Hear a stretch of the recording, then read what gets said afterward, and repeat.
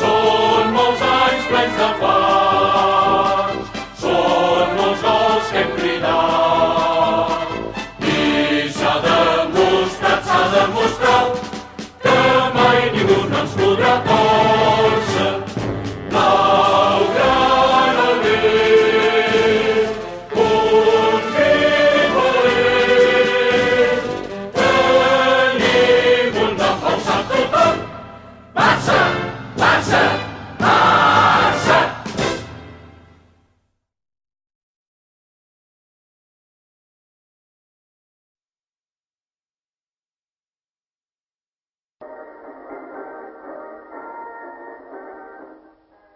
Ici Barcelone, bonsoir. Eh bien, nous allons assister ensemble à la deuxième mi-temps de ce quart de finale de la Coupe d'Europe de football qui oppose ici ce soir à Barcelone l'équipe tchèque de Spartak Radek Kralové, maillot blanc culotte noire, au Football Club de Barcelone. Je vous donne tout de suite le score 2-0 à la fin de la première mi-temps en faveur de Barcelone. Les buts ont été marqués à la 11e minute par l'ailier droit espagnol Tejada et à la 39e minute par l'intérieur droit Evaristo. Je vous donne très rapidement la composition des deux équipes en présence en vous rappelant que les Tchèques en maillot blanc jouent à gauche sur votre écran et les Espagnols par voie de conséquence à droite. Nous avons pour l'équipe tchèque le gardien Jan Raku, vous voyez ici la balle à la main. À l'arrière, Sterba, arrière central, Ledik, arrière gauche, Pichman, en demi, Runchuk et Mikalek. Et à l'avant, de droite à gauche, Cherny, Pokorny, Chonka, Zikan, Malik. Chez les Espagnols, Ramalets, que vous connaissez bien, dans les bois. À l'arrière, Foncho, Jensana et Garay. En demi, Vergès et Segara. Et à l'avant, de droite à gauche, Terrada, Kubala, Evaristo, Suarez et Villaverde. Je vous dirai rapidement deux mots de la première mi-temps. Disons qu'elle a été tout à l'avantage des Espagnols, qu'elle s'est déroulée presque entièrement dans le camp des Tchèques et que ceux-ci, malgré une très bonne défense, n'ont pas réussi à contenir toutes les attaques des Espagnols, puisque sur deux attaques très précises, à l'origine desquelles se trouvait l'intérieur gauche espagnol Suarez, qui est un très très bon joueur, puisqu'on lui a remis quelques instants avant le match le challenge du meilleur joueur européen. Eh bien, grâce à Suarez, les Espagnols ont marqué 2 buts et ils sont très satisfaits, vous le pensez bien, car lors du match retour qui aura lieu à Prague mercredi prochain, eh bien, ce sera beaucoup plus difficile pour eux de marquer des buts. Donc, pour l'instant, ils mènent par 2-0. Je vous rappelle que c'est un des quarts de finale de la Coupe d'Europe. Le numéro 9 tchèque que vous voyez là, c'est l'avant-centre Chonka. Je vous rappelle aussi que Barcelone s'est qualifié en éliminant tour à tour l'équipe belge de Lierre et surtout le tenant du trophée depuis sa fondation, le tenant de la Coupe d'Europe, le Real Madrid, son vieux rival, alors que le Spartak, lui, s'est qualifié en éliminant d'abord les Roumains de Bucarest par forfait et aussi les Grecs de Panathinaïkos par une victoire à Prague et un match nul à Athènes.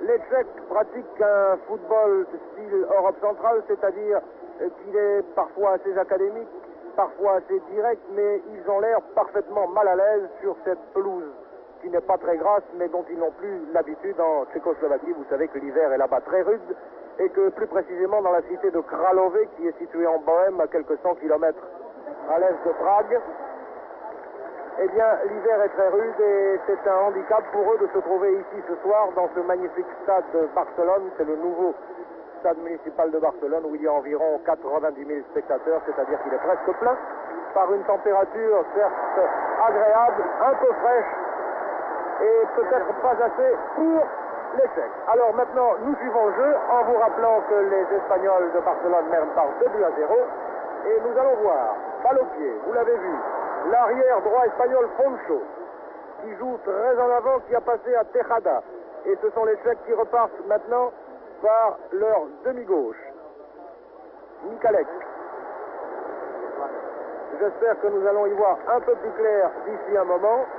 Je vous donne quelques joueurs clés dans ce match. Vous remarquerez très certainement le gardien espagnol Ramalets, que vous connaissez déjà, puisqu'il est le gardien de l'équipe nationale d'Espagne. Il y a aussi... Nous sommes ici dans les bois des Tchèques.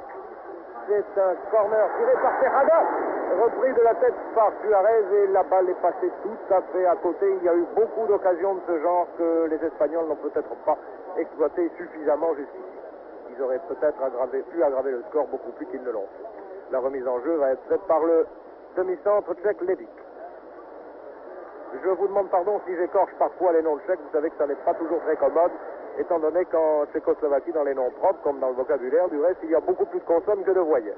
Ce sont les Tchèques qui maintenant partent à l'attaque, et c'est Malik, le réveillé gauche, qui a passé à son avançant de Tchonka pour l'intérieur gauche Zikan qui tire.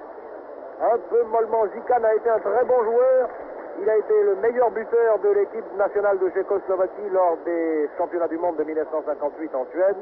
Mais depuis, Zikan a eu un grave accident. Comme Fontaine, il s'est fracturé la jambe. Et il n'a pas retrouvé toute sa virtuosité dans son temps. Kubala, l'intérieur espagnol qui joue en position d'avancante, qui a donné à Tejada, l'ailier droit. Evaristo s'est précipité sur cette balle que le gardien Yandra a dégagé fort opportunément. Yandra qui a fait une très belle partie, bien qu'il ait encaissé 2 buts. Et qui, s'il n'est pas très sûr et très maître de lui sur les balles hautes, est un gardien qui est vraiment d'une bonne classe. Ce sont les Espagnols qui ici attaquent par Suarez, dont je vous parlais tout à l'heure.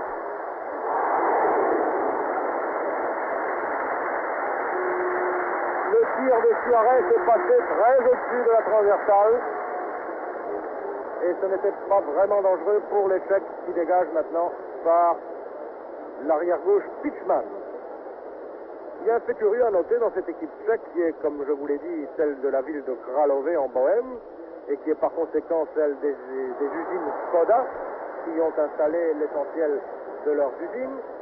Il y a une très grande majorité de fonctionnaires dans cette équipe tchèque. Je ne sais pas pourquoi, du reste, à quoi cela correspond, mais en dehors de l'ailier gauche Malik, qui est étiqueté ouvrier, et d'un autre joueur qui doit être, si j'ai bonne mémoire, Pitchman, tous les autres sont classés fonctionnaires.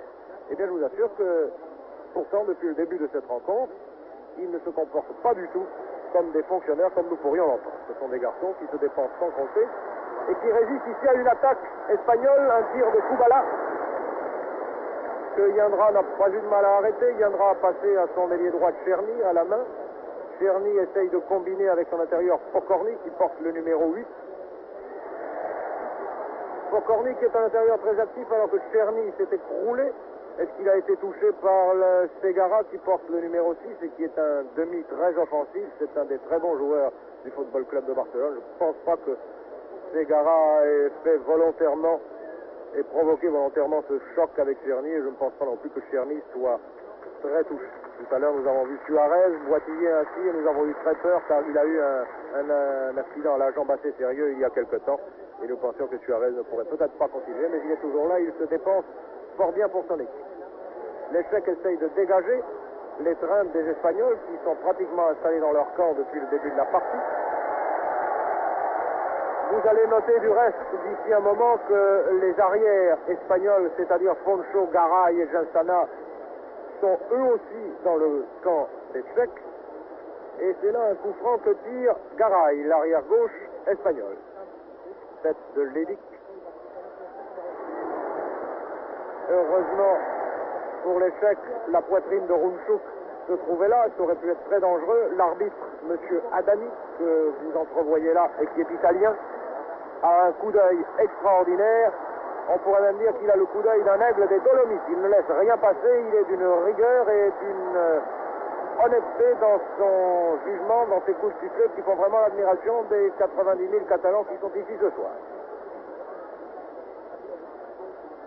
Remise en jeu pour les Tchèques qui repartent par leur ailier gauche Malik. Malik pour Pokorny. Pokorny, Pitchman. Pitchman très en avant pour Malik. Hélas, c'était un peu trop loin. Les Tchèques essayent, eux, de se reprendre, de limiter les dégâts. Ça leur est très difficile car ils ont déjà 2 buts de retard. Et ce sont toujours les Espagnols qui attaquent ici par Garay, qui est un arrière d'aile, un arrière gauche, vraiment très offensif. Villaverde.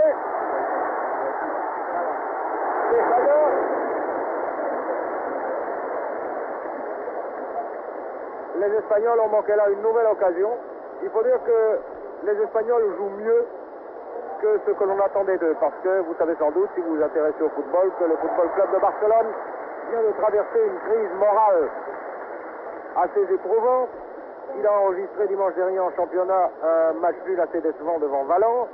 Et à vrai dire, les spectateurs qui sont venus ici ce soir ne croyaient pas tellement en leur équipe. Eh bien, ils l'ont retrouvé en grande partie et ils l'applaudissent et ils l'encouragent de toutes leurs voix. Et 90 000 voix de Catalans, je puis vous assurer que cela compte. Du reste, vous devez en avoir des échos. Nouvelle attaque des Espagnols par Kubala. Kubala qui est né en Hongrie, comme vous le savez sans doute, qui est naturalisé espagnol depuis déjà quelques années, depuis qu'il joue à Barcelone. Et qui s'apprête du reste à faire une fin de carrière très honorable en Amérique du Sud, puisque dès la fin de la saison, il jouera à River Plate, à Buenos Aires. Nouvelle attaque des Sept, timide. Chonka aux prises avec Garay. Faute de Chonka, dit l'arbitre, et les Espagnols bénéficient d'un coup franc. Il y a exactement 10 minutes que l'on joue depuis le début de cette deuxième mi-temps. Remise en jeu par Ramales. Pour la tête de Ledik Pichman pour Pokorny. Pokorny qui est l'intérieur droit tchèque, mais qui joue tantôt à gauche, tantôt à droite, qui essaye de colmater un peu les brèches qu'il y a dans cette attaque tchèque. Il faut dire que les Tchèques ne bénéficient pas ce soir des services de Kvasek, qui est leur meilleur buteur et qui a été suspendu depuis déjà 15 jours pour faute commise lors du championnat de Tchécoslovaquie.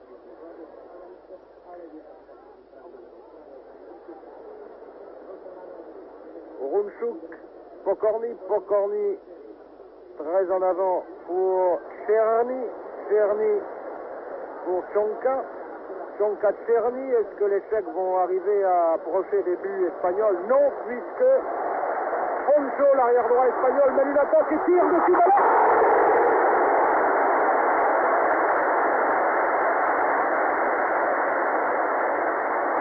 Ce Kubala est assez extraordinaire.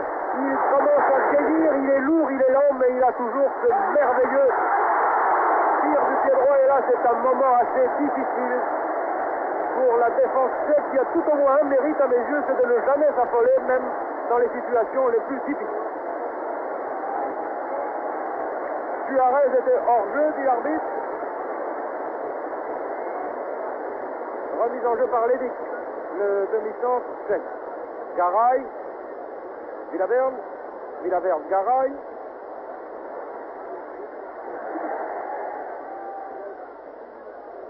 Le petit Villaverne, qui porte le numéro 11 dans l'équipe espagnole, est un Uruguayen d'origine. L'attaque de Barcelone est du reste assez picarée, puisque Villaverne est Uruguayen, Kubala hongrois d'origine, et Evaristo vient du Brésil.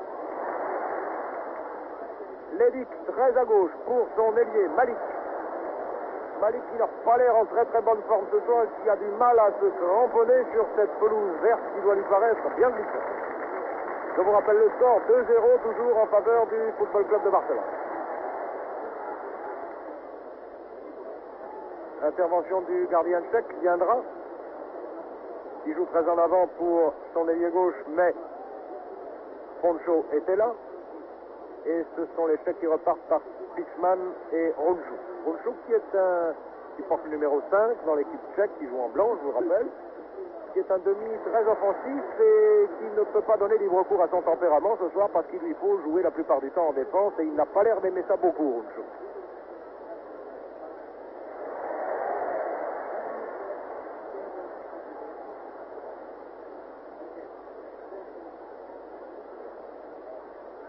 Garay a fait cette touche.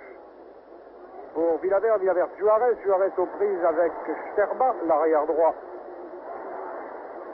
tchèque, qui arrive tout de même à envoyer cette balle très en avant. Mais comme vous le voyez, tous les Madrilènes, tous les Barcelonais sont dans le camp tchèque. Et vraiment, à moins que les Tchèques ne se donnent beaucoup d'air, soit par leurs ailes, soit par le centre, ils n'arriveront peut-être pas à menacer Ramales, qui n'a pas eu grand-chose à faire. Peut-être va-t-il s'employer ici sur cette attaque de Cherny, mais non, même pas. Garay était là.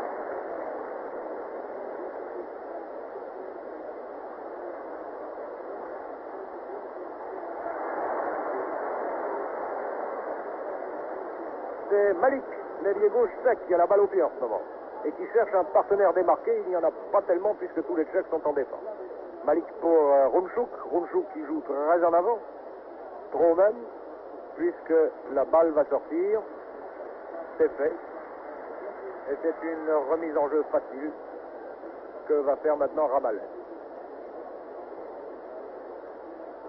Nous en sommes à la 14e minute de cette deuxième mi-temps. Je n'ai pas l'impression que les Tchèques parviendront à remonter leur handicap de 2 buts. Ils sont évidemment moins vite sur la balle que les Espagnols, vous pouvez le constater. Evaristo a fait de grands gestes à l'arbitre pour lui dire « j'ai été gêné ». L'arbitre a dit « mais non, il ne s'est rien passé ». Et là, Ramallet a fait la première intervention sérieuse que nous lui ayons vu faire depuis le début de ce match. Ce n'était quand même pas, vous l'avez vu, très grave. Ce sont les Espagnols qui repartent par Segara, leur demi-gauche. Sterba Pichman, la balle dans les pieds de Tchonka, l'avant-centre tchèque, qui cherche lui aussi un partenaire démarqué, qui a trouvé Zikan, qu'on n'a pas vu beaucoup depuis le début de cette deuxième mi-temps. Zikan encore en avant pour Sterba pour Malik. Cherny.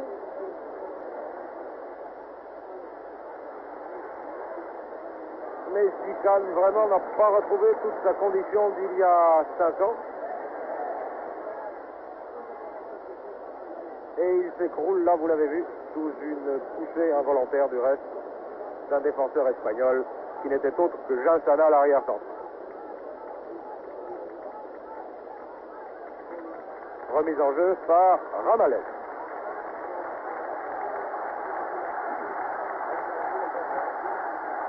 Pour Pichman, Mikalek, Malik.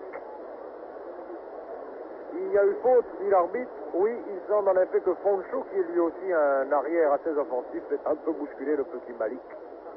Ce n'est pas très grave jusqu'ici, il n'y a pas eu d'incident de jeu sérieux. Nouvelle attaque espagnole. Par Tejada, l'ailier droit, qui n'a pas pu tout de même subtiliser cette balle. À Pichman, et Pichman a bel et bien été bousculé sous vos yeux, vous l'avez vu, c'est indiscutablement une faute. Malik, Pokorny pour son avant-centre. Et c'est finalement un tir de Mikalek, le demi-gauche, qui passe très très loin.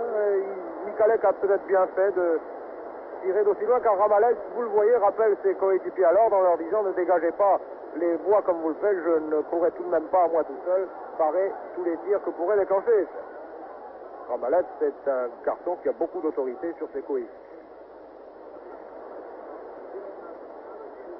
On ne peut pas dire que ce soit un football très bien construit, c'est en tout cas assez alerte et dynamique. Comme vous le voyez, Evaristo, l'Espagnol ici, qui attaque. Main volontaire de Zikan, l'arbitre a laissé faire, il a raison, c'était tout à fait involontaire. Tejada, aux prises avec Pichman, et Tejada bénéficie d'un coup franc. Car Pichman, au gré de l'arbitre, est intervenu un peu trop brutalement sur lui. Pour qui la balle? Pour la tête de Ledic, qui est un bon arrière central, peut-être un peu statique. Attention au tir de Kubala. Ah, maintenant Suarez, Villaverde. Oh là là là là là. Evaristo a manqué la balle et Tejada a manqué son tir. Encore une occasion de perdu pour Barcelone d'augmenter son avance. Il y est, je vous le rappelle, de 2 buts à 0. Attention au tir.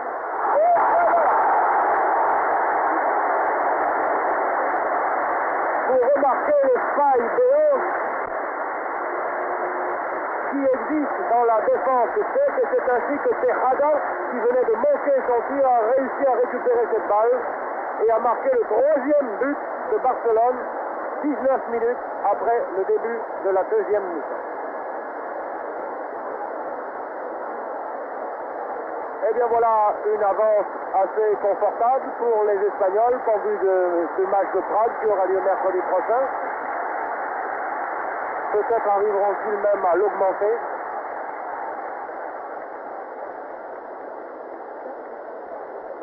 Et les Tchèques repartent. Ils n'ont pas l'air très décidés à essayer de vaincre un sort adverse et qu'ils doivent trouver certainement injuste. Ils essayent néanmoins ici par Cherny. Cherny pour Runchuk. Runchuk. Et vous remarquez qu'au centre, il n'y a pas de Tchèque et que ce sont les Espagnols qui, par Evaristo et Suarez maintenant, sont dangereux pour la défense tchèque. Kubala. Kubala Suarez.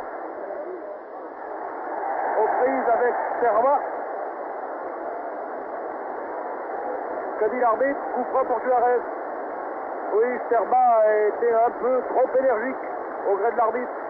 Et c'est Kubala qui va tirer ce coup franc. Kubala qui a un mètre coup de pied, comme vous le savez.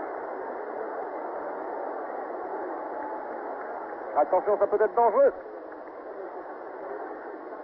Lédic de la tête a provisoirement écarté le danger qui revient par Garay. Et c'est Zican qui finalement a dégagé cette balle, pas pour longtemps, puisque Vergès, le demi-droit espagnol, la renvoie dans le camp des Tchèques, à proximité des bois. Suarez, qui est en avant. Donc, geste dangereux, dit l'arbitre, qui réprimande Pichman. Il est vrai que les arrières tchèques ont parfois tendance, dans des situations difficiles, à jouer plutôt l'homme que la balle. Mais on ne peut pas leur en vouloir, tant leur situation est souvent inquiétante.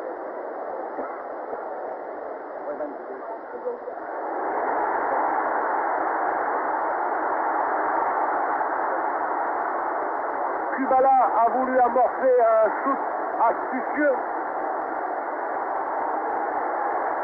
mais l'arbitre n'était pas du tout d'accord pour un coup franc direct. Et la foule espagnole siffle l'arbitre pour la première fois depuis le début du match.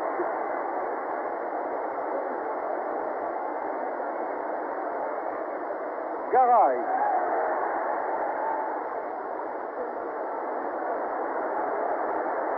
Nouveau coup franc pour les Espagnols. Il paraît que Chonka, l'avant-centre tchèque, a un peu brutalement heurté Garay, l'arrière gauche espagnol, et les Espagnols essayent maintenant de repartir à nouveau. Les Espagnols sentent qu'ils peuvent augmenter leur marge, qu'ils peuvent marquer peut-être encore un ou deux buts, et ce serait merveilleux pour eux d'arriver à Prague mercredi prochain avec 5 buts d'avance. Et ils font tout ce qu'ils peuvent maintenant. Kubala, qui fait lui-même cette touche, ils font tout ce qu'ils peuvent maintenant pour essayer de marquer un ou deux nouveaux buts. Est-ce que les Tchèques vont les laisser faire? Ça, c'est autre chose. La balle à Kubala. Pour qui? Pour le dos de Lédic. Cherny. Chonka. Le jeu devient dur. Et l'arbitre, M. Adami, a du mal à calmer Sterba, l'arrière droit tchèque. Il réprimande aussi Kubala. L'ex-hongrois n'a pas l'air de s'entendre très bien avec ses voisins tchèques. Ses ex-voisins, disons le mot. Et l'arbitre, pour ramener les esprits au calme, donne un coup franc au tchèque que tire Lédic. Lédic pour Segara. Segara, Vergès. Vergès très en avant pour Tejada, son ailier droit, qui a marqué le troisième but tout à l'heure sous vos yeux. Et c'est, oh là là là là là, Evaristo était sur sa lancée, il n'a pas pu rattraper cette balle. Ce sont les Tchèques qui repartent maintenant par Cherny. Cherny, Pokorny, Chonka pour Runchuk, qui s'intègre par moment à sa ligne d'avant. Et la balle aux Espagnols pour Villaverde, comme le marquis, mais ce n'est pas lui. Tejada. Runchuk pour la Tchécoslovaquie. Cherny. Cherny pour Chonka, l'avancante qui est en position d'ailier droit pour l'instant, qui cherche à démarquer un de ses camarades et qui n'y parvient pas puisque Suarez était sur la trajectoire de cette part. Les Tchèques repartent par Runchuk. Runchuk, Mikalek. Mikalek qui, pour la deuxième fois, essaye de tirer au but de loin, pensant sans doute qu'il va surprendre Ramalek. Ça sera un peu difficile, je crois, car Ramalek est particulièrement brillant sur les balles venant de loin et à mi-hauteur. Corner pour les Tchèques. Que tire Malik. Fort bien enlevé. Ramalek était là aussi. Il a devancé les Tchèques sur la balle. Et ce sont les Espagnols qui repartent par Garay. Le score 3-0 en faveur de Barcelone. Il y a maintenant environ 24 minutes que l'on joue dans la deuxième mi-temps.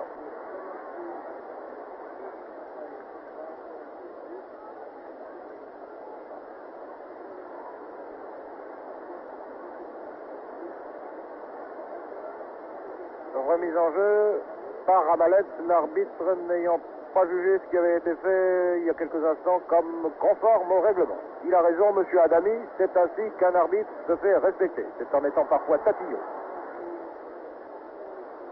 Poncho, très en avant, pour qui? Pour Tejada. Est-ce que Tejada va rattraper cette balle? Oui.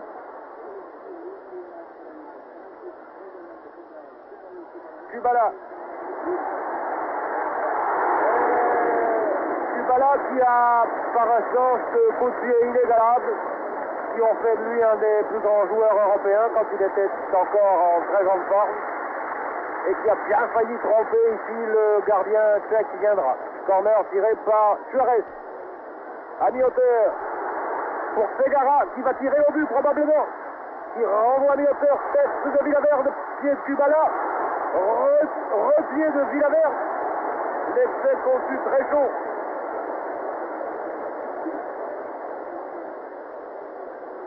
Suarez à nouveau à la balle et tente sa chance de loin. Beaucoup trop haut, beaucoup trop loin.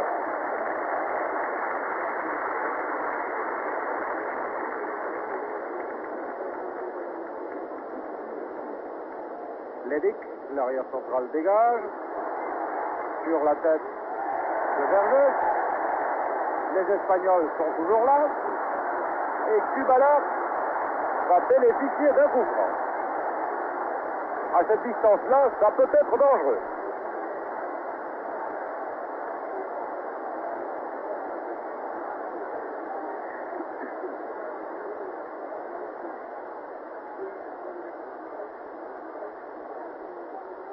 Attention au tir de Kubala. Oh là là là là là là! L'essai contre de la chance, vous l'avez vu, la balle a rebondi sur le montant du poteau. Nouveau corner pour les Espagnols. Non, dit l'arbitre, c'est une remise en jeu puisque le gardien tchèque n'avait pas touché cette balle qu'elle est sortie. Avant qu'il ait touché. Ce n'est donc pas un corner.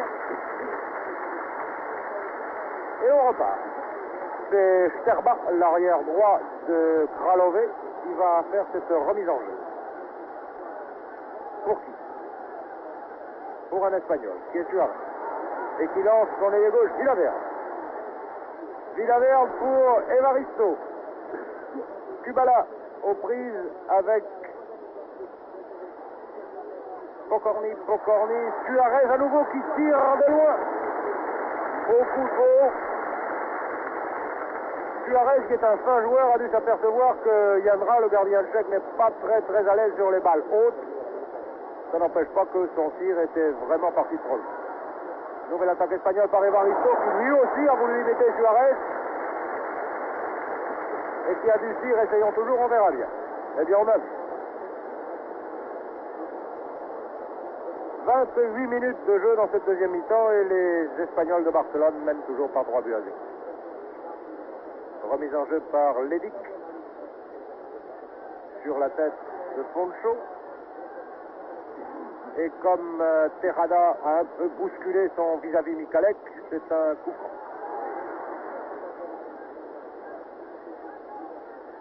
Les Tchèques n'arrivent vraiment pas à organiser un jeu d'équipe. Est-ce qu'ils sont accommodés par l'ambiance ici ce soir, par le climat, par la pelouse? On ne sait pas trop. Ils ont l'air figés et maintenant, tout de même, ils arrivent à percer vers les buts adverses. En essayant timidement par Malik, un tir qui, comme vous l'avez vu, est passé très nettement au-dessus et hors de portée de Ramallet, qui du reste n'avait pas fait un geste pour essayer de contrôler cette balle tellement elle était hors de sa portée. Ramallet très en avant sur la tête de Villaverde. Evaristo, lui, en avant pour Terrada, qui était du reste hors jeu, et le juge de touche, M. D'Agostini, qui est italien comme l'arbitre l'avait signalé.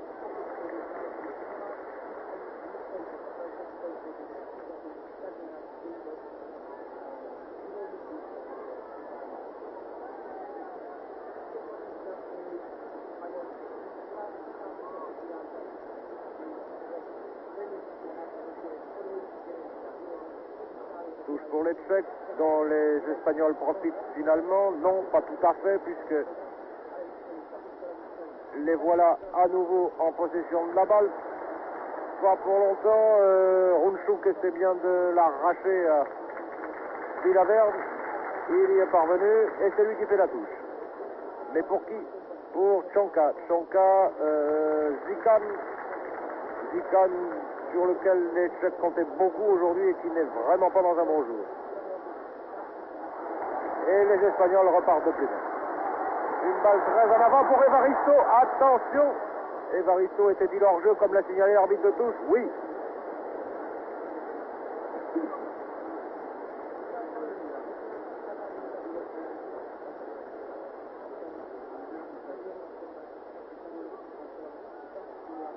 Et Garay qui a raison au fond. Passe très tranquillement la balle à son gardien. Ça fait gagner du temps. Et cela permet un peu de souffle. Villaverde. Pour Suarez. Il y a Kubala sur ses talons et qui talonne précisément. Tir de Kubala pour qui? Pour la tête de Tejada. Et nouveau tir de Kubala. C'est une débauche. C'est une débauche de tir chez les Espagnols. Et là, la balle est renvoyée en jeu par le poteau de corner. Le juge de touche a signalé qu'il fallait continuer à jouer, qu'il ne s'était rien passé. Alors que normalement, elle aurait dû sortir. Même Vergès, le demi-droit espagnol, a décidé qu'il fallait tirer au but. Et il ne s'en est pas privé comme vous venez de le voir.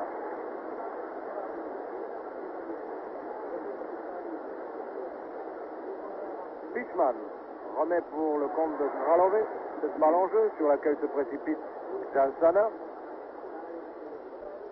Très en avant pour son demi-droit. Vergès au centre pour Evaristo. Kubala qui a fait une feinte pour Villaverde. Qu'est-ce que va faire Villaverde? Est-ce qu'il va tirer au but? Il passe à Kubala. Et là, je crois que sur le dos de l'élite, Yandra était bel et bien battu, car il était pris à contre-pied.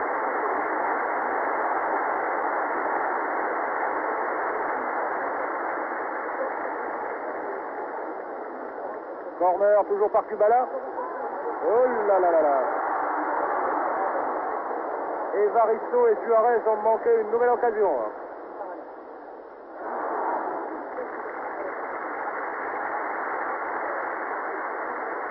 Kubala joue admirablement son rôle de pourvoyeur de balles. Vous le voyez ici sur votre écran face au joueur tchèque qui fait la remise en jeu. Et bien qu'il n'aime pas tellement se dépenser, il a eu quelques très belles balles au cours de cette partie. C'est notamment lui, vous l'avez vu, qui a fait marquer le troisième but à Evaristo. À Tejada, voulais-je dire, puisqu'Evaristo a marqué le deuxième but au cours de la première mi-temps et que vous ne l'avez donc pas vu. 33 minutes de jeu dans cette deuxième mi-temps.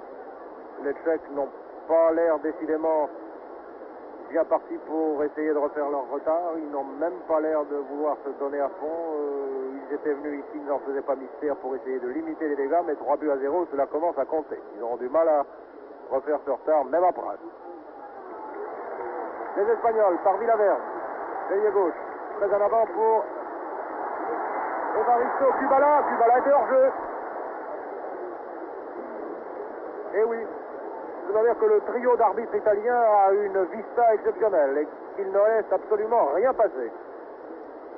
Remise en jeu par Ledic. Pour qui? Pour Zikan, qui a manqué cette balle,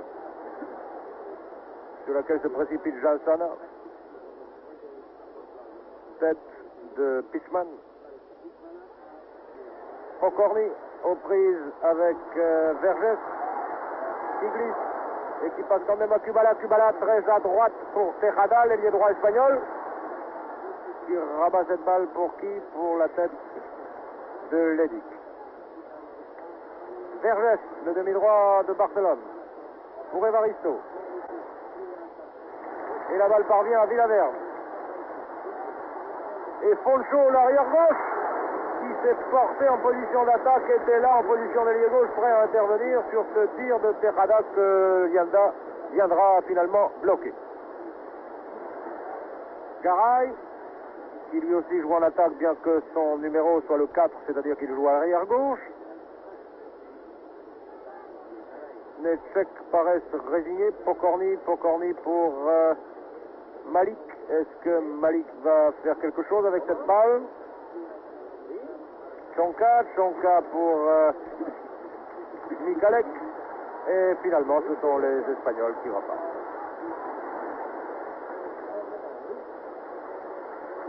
Kubala, balle au pied. Pour qui? Pour Evaristo.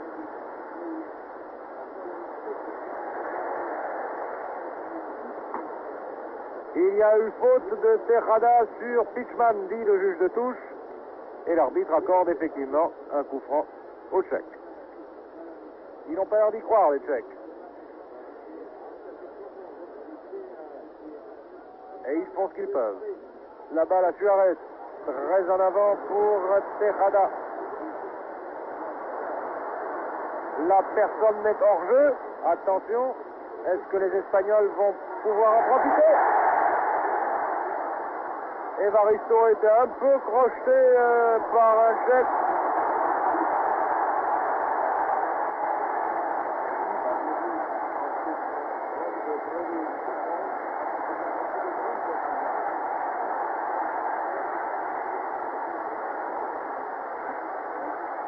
Le juge de touche a décidé que ça n'était pas grave.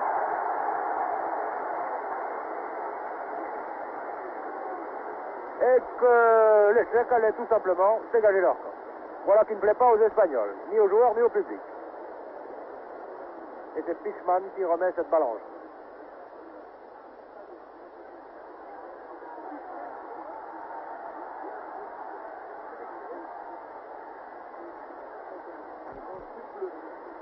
L'arbitre trouve que le gardien tchèque est allé un peu loin et il lui demande, il lui intime même l'ordre de refaire la remise en jeu sur la ligne de but. Ah mais c'est que rien n'échappe à M. Adami. Attention à cette nouvelle attaque des Espagnols qui échoue pour l'instant sur la tête de Levic. Tchonka, très replié, l'avant-centre tchèque. Et les Tchèques se retrouvent à 3 autour de cette balle. Qu'est-ce qu'ils vont faire? C'est Sterba, l'arrière droit, qui dégage très en avant, à un poste où il n'y a précisément personne, sauf Vergès, le demi-droit espagnol, qui relance son allié Tejada. Tejada, crochette de joueur, tire du gauche pour qui? Pour Kubala, mais Kubala est arrivé trop tard. Levic avait dégagé. Et c'est Pokorny, l'intérieur droit tchèque, qui a maintenant la balle et qui lance son avançant, Tchonka, lequel ne peut pas aller aussi vite que la balle.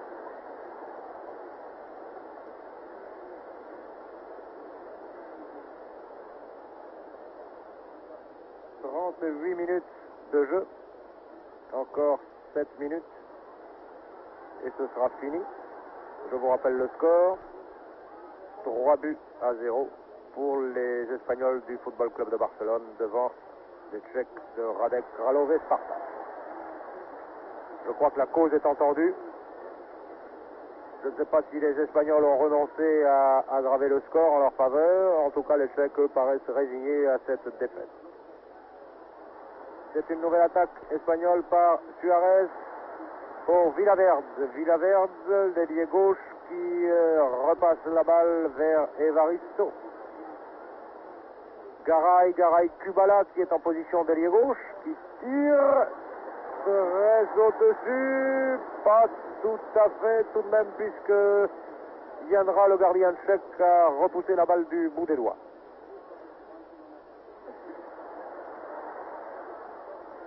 Evaristo.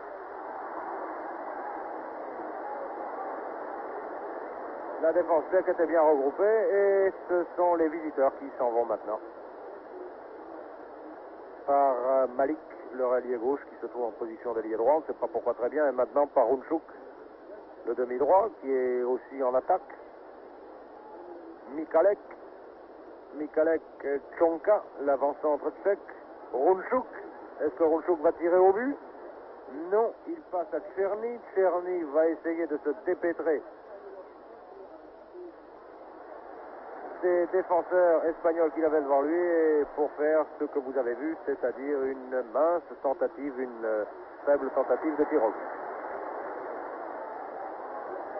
Et les Tchèques ont à nouveau la balle par Černý, l'ailier droit. Pour Malik, l'ailier gauche.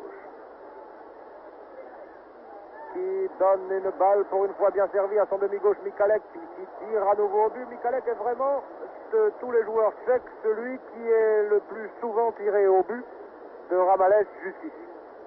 Et lorsque l'on songe que Michalek est demi-gauche dans l'équipe tchèque, c'est vous dire que les avants tchèques n'ont pas l'air très très en forme ce soir. Ils se décident tout de même à jouer un peu en attaque, les Tchèques. Est-ce que cela sera pour longtemps ou bien est-ce qu'ils vont être obligés de se replier sur leur bois? C'est ce que nous allons voir, je pense, dans quelques instants.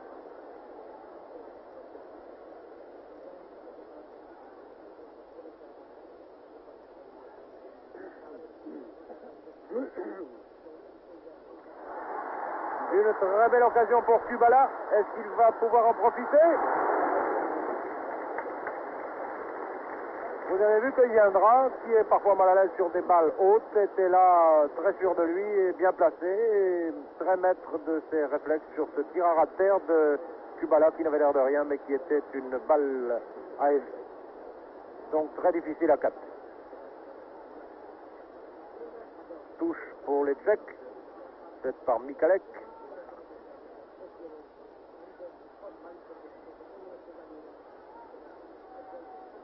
L'arbitre trouve que Zikan a été gêné par un Espagnol dans cette phase de jeu et il accorde un coup franc aux Tchèques. Je ne pense pas que ce soit très dangereux car nous sommes à une trentaine de mètres des bois de Ramallet. Rounchuk a bien essayé de tirer au but. Il n'y est pas parvenu. C'est Černý maintenant qui va essayer de menacer à son tour Ramallet ou de trouver un partenaire démarqué. Finalement, il ne trouve personne. Et par Evaristo qui lance Tejada très en avant, mais qui est devancé par Ledic. Cette balle parvient dans les mains de Yandra. Pour son arrière-gauche, Pichman. Pichman qui va très certainement chercher maintenant lequel de ses camarades pourrait bien faire quelque chose avec cette balle. Tchonka, très en avant. Pour qui? Pour personne. Si, pour Poncho, qui a passé à Ramallet, et Ramallet relance en avant. Sterba, qui n'a pu empêcher Evaristo de passer la balle à Kubala. Kubala qui redonne cette balle à Evaristo.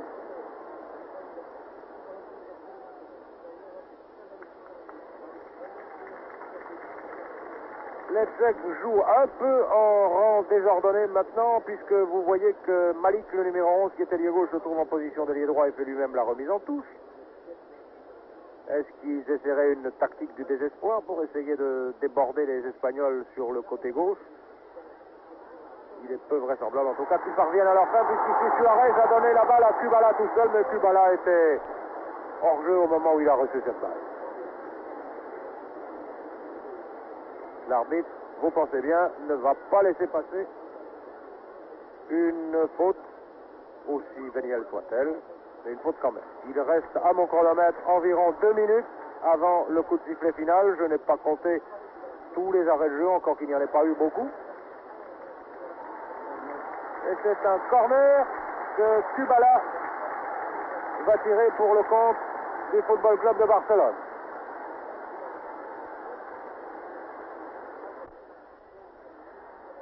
Pour la tête d'Evaristo qui n'a pas pu s'en saisir. Et ce sont les Tchèques qui, pour obstruction, bénéficient d'une remise en jeu.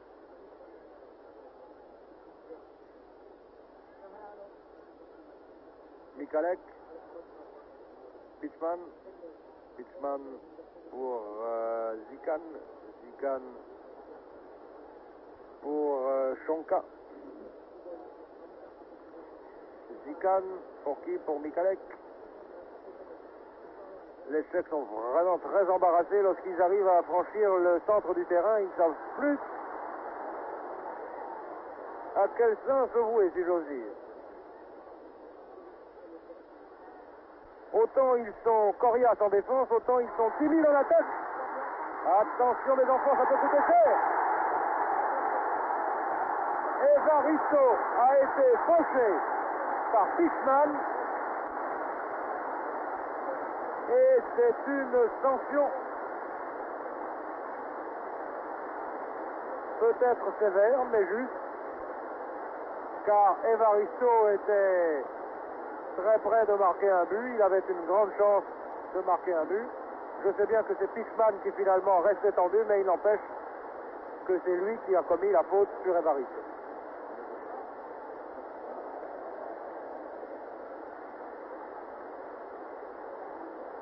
Fishman a dû se faire très mal, soit en frappant le pied d'Evaristo, soit peut-être en cognant le sol. Le capitaine tchèque, Ledik, est en train d'expliquer à l'arbitre que c'est Evaristo qui a fait mal à Fishman et que par conséquent il n'y a pas lieu de sanctionner cette faute. En tout cas pas contre les Tchèques. L'arbitre n'en déborde pas.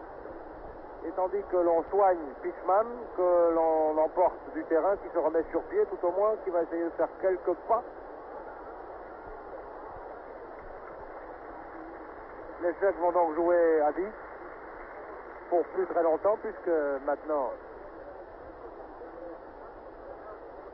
la fin du temps réglementaire, compte non tenu de cet arrêt de jeu, est parvenu à son terme. L'arbitre dit: messieurs, écartez-vous s'il vous plaît. C'est Kubala bien sûr qui va tirer.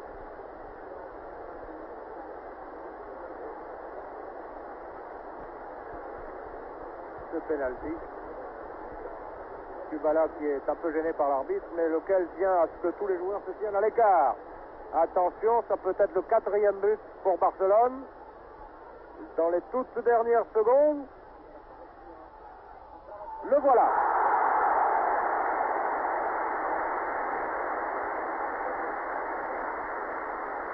Les Tchèques ne sont pas contents, évidemment, c'est peut-être un peu sévère.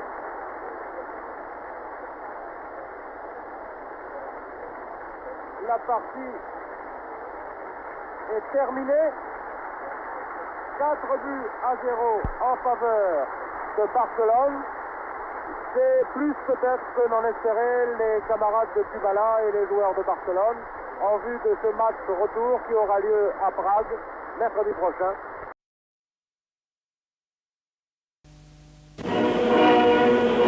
Jaro se hlásí ke slovu nesměle.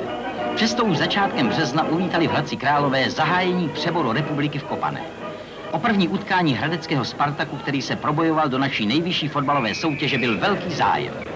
Hned v prvním kole přeboru měli hradečtí v bílých dresech velmi těžkého soupeře, loňského přeborníka republiky Slovan Bratislavu.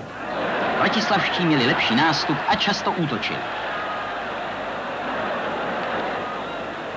Vážným nebezpečím pro branku hradeckých byl však jen střední útočník Bílý, jehož akce hradecká obrana zneškodňovala často až v poslední chvíli.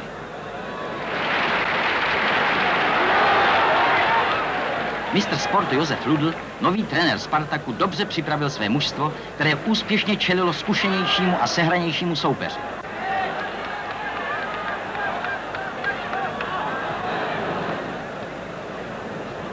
Líbivější akce bratislavských směřovaly příliš do šířky a byly neplodné. Naopak protiútoky Spartaku byly velmi nebezpečné a důrazné. Tady je jedna ze 3 branek, které vstřelil hradecký Macek Šrojfovi. S prvním vítězstvím v poměru 3-0 nad Slovanem Bratislavou byli hradečtí sportovci velmi spokojeni.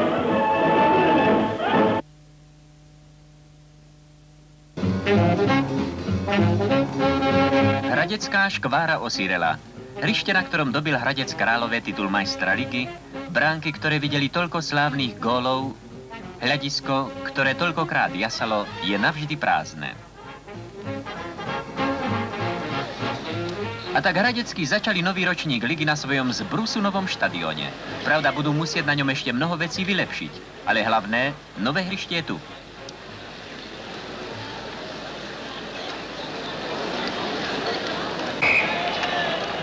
Stretnutie proti pražskému Spartaku Sokolovo začal Hradec Králové vo veľkom tempe.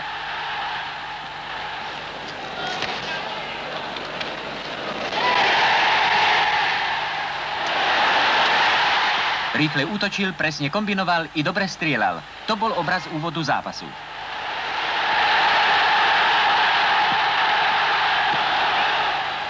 Sokolov robilo všetko obrátene. Hralo pomaly, kombinovalo dozadu, nepresne a málo a zle strieľalo.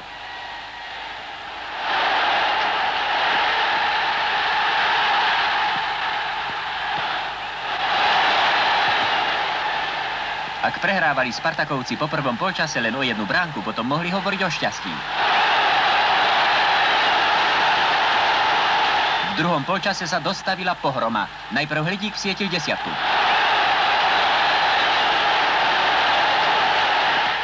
Potom, po kombinácii celého útoku, skoroval Malý.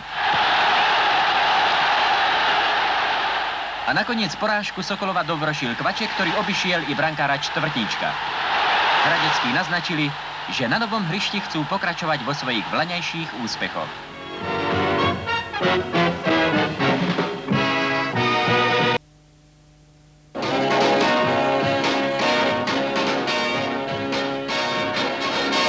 S těmito hráči jsme se už setkali.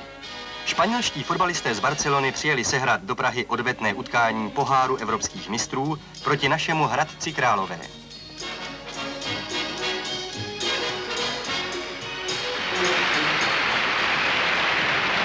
Barcelona má už z domova dostatečný náskok a tak celý zápas probíhá v poklidném tempu.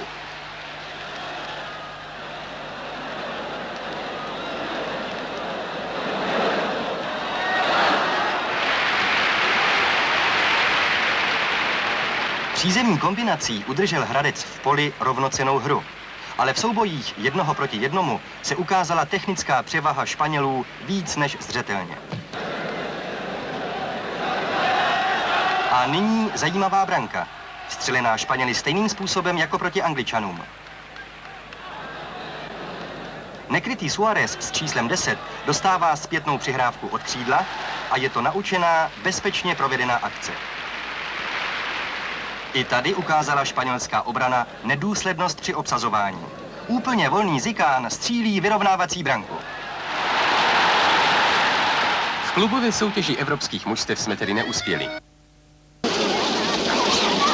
V radostném očekávání žili hlavně na 3 místech. Jednak v Hradci Králové, kde k postupu stačilo vítězství doma nad odvěkým soupeřem z Pardubic. Ale v tom košické utkání zase zdaleka nestačilo na hradecké derby. Pardubický perník se tady ukázal být hodně tvrdý. Soupeři začali s fauly hned od prvního písknutí a vydrželi s nimi až do konce.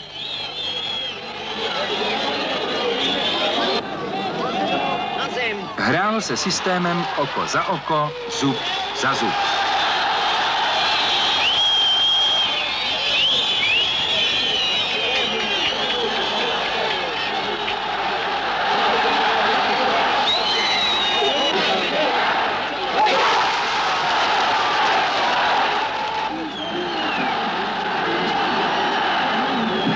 Ale ve druhém poločase se hradeckým fanouškům přece jenom ulevilo. Zikán dal vedoucí branku.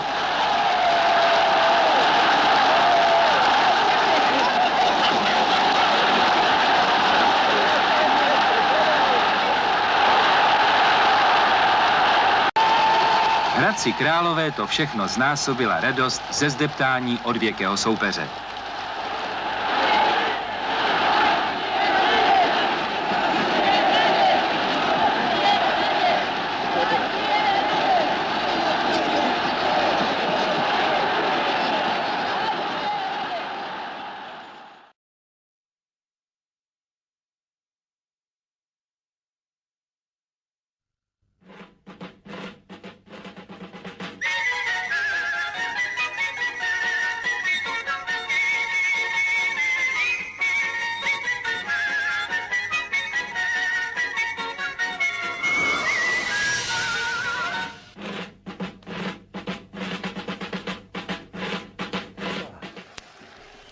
«7 Δεκεμβρίου του 1960, κύριε Πανάκη, στο γήπεδο του Λεωφόρου Αλεξάνδρου, ο Παναθηναϊκός για πρώτη φορά σε ελληνικό κοινό παίζει σε ευρωπαϊκή διοργάνωση. Πρώτη φορά είχε προηγηθεί το παιχνίδι εκτός έδρας Με τη Hrádec στο Κράλοβε. Και ήρθε η ώρα η Hrádec να παίξει την... Και ήρθε την άλλη εβδομάδα, παίζαμε στο δικό μας γήπεδο. Βλέπουμε και τις συνθέσεις του Παναθηναϊκού: Βουτσαράς, Τζουνάκος, Λινοξυλάκης, Ανδρέου Πιτιχούτης, Νεμπίδης, Θεοφάνης, Παπαμανουήλ, Δωμάζος, Μπενάρδος και Πανάκης. Ναι.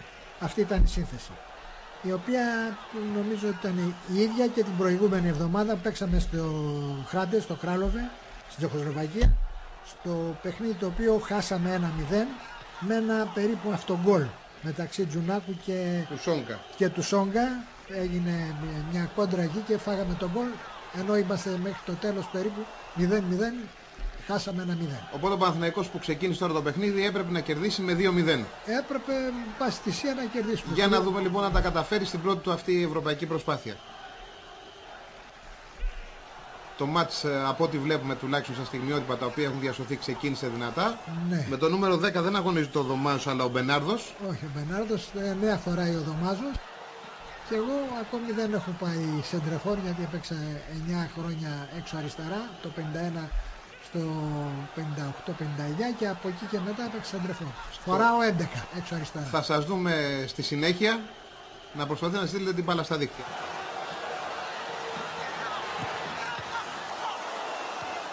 Ο Μπενάρδος που έφερε την μπάλα μπροστά, αλλά ο Ζήντρα που ήταν τερματοφύλακας στον Τζέχον κατάφερε να μπλοκάρει. Εδώ μια προσπάθεια από τον Νεμπίδη, είδαμε με το νούμερο 6 ο Νεμπίδης. Ναι, το νούμερο 6. Και εδώ είσαστε εσείς. Εγώ είμαι το νούμερο 11. Ναι. Δώσατε για τον Παπανουήλ 8, φοράει και έτοιμος να σουτάρει.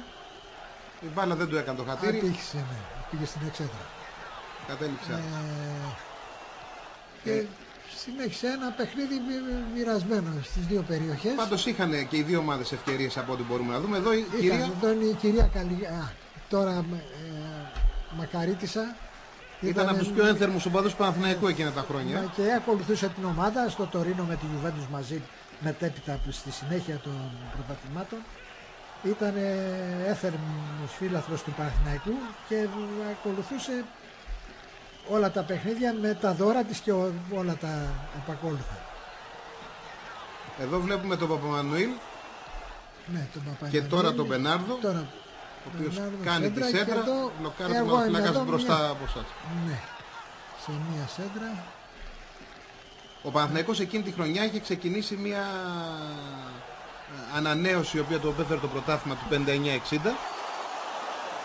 Μπορούμε να πούμε ανανέωση, όχι ριζική όπως έγινε το 63, όχι, ναι. Με 2-3 παίκτες. Και από εκεί άρχισε η μεγάλη πορεία του Παναθηναϊκού, τουλάχιστον για 6-7 χρόνια. Και εδώ είναι ο Αντωνάκος, έφερμος φύλαχος του Παναθηναϊκού στην εξέδρα.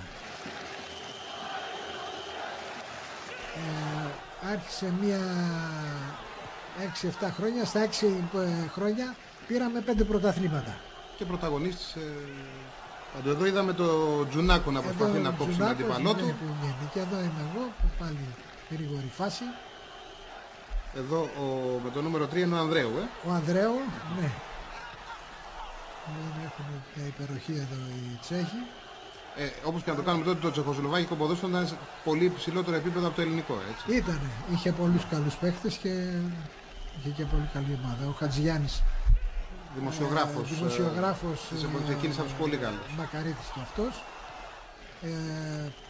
Λέγαμε πολλά πρόσωπα της εποχής εκείνης που και ειλικρινά με συγκινούν ιδιαίτερα, διότι ήταν φίλοι μου όλοι αυτοί και δυστυχώς δεν υπάρχουν. Είδα μια προσπάθεια του Θεοφάνη, ναι. Μια σέντρα που δεν είχε την κατάληξη που θα ήθελαν οι οπαδοί του Παναθηναϊκού.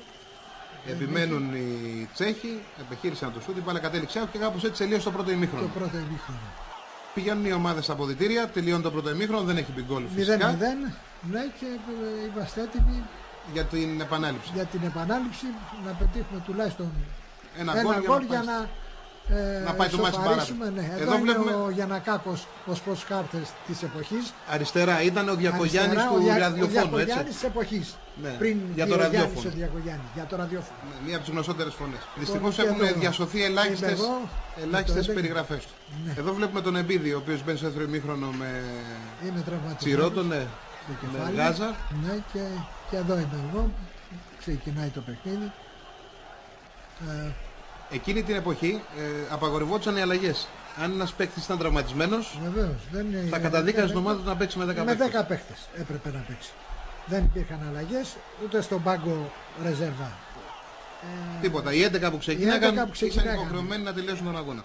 Ουτσί, στραβή, θα έπρεπε να τελειώσουν. Όπως εδώ που χτύπησα. Και εάν ήταν σοβαρότερο θα παίζαμε με 10. Και άλλως σε πολλά μάτς έχουν κρυφθεί πολλά μάτς από εκείνης της εποχής από τραυματισμούς. Γιατί δεν απαγορευόντουσαν και οι αλλαγές και ο τραυματισμός να υπάρξει ουσιαστικά. Να υπάρξει τραυματισμός και να γίνει αντικατάσταση.